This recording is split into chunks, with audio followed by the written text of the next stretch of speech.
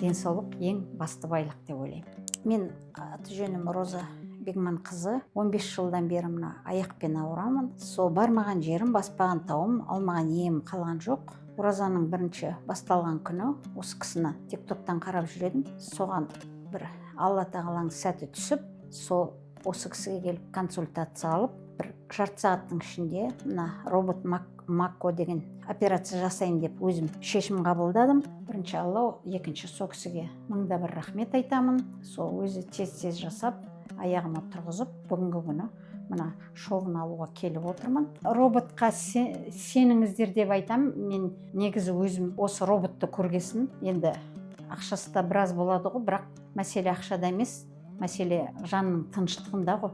Сенуіңізді сұраймын, неге десеңіз, өте жеңіл өтеді екен. Соған енді келіңіздер, өзіңізден өзіңіз ештеңені аямаңыздар. Денсаулық ең басты байлық деп ойлаймын.